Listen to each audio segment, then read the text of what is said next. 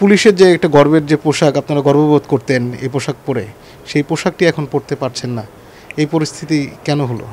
এখন যে অবস্থায় আছে এখন আসলে আমাদেরও কষ্টের বিষয় যে আমরা এই পোশাক পরতে পারতেছি না। আমরা জনগণের জন্য সর্বত্র কাজ করেছি।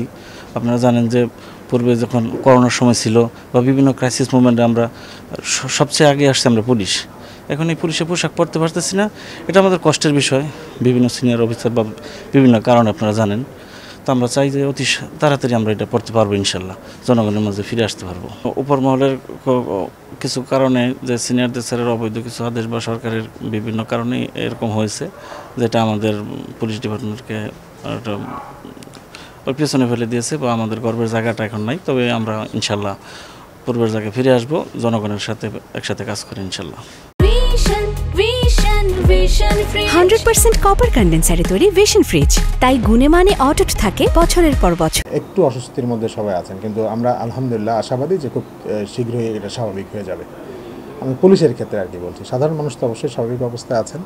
এখন ওনারা সাধারণ মানুষও এখন পর্যন্ত জানেন যে পুলিশ তাদের কার্যক্রম শুরু করেনি, তবে মতিঝিল থানা কার্যক্রম শুরু করেছে।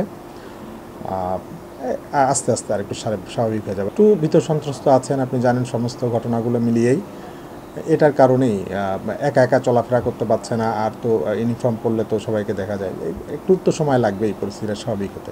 স্বাভাবিক করার ক্ষেত্রে তো আসলে এটা তো আসলে সম্মিলিত একটা বিষয়, শুধু আমাদেরই পার্ট এমন তো না, এটা সবাইকে বিষয়টা বুঝতে হবে। এখন সবাই বোঝার ক্ষেত্রে তো একটু, আমি যে বুঝেছি, আমি থানায় এসেছি, আমি জনগণকে সেবা দিতে চাই, আমি আমার দায়িত্বটা পালন করতে চাই।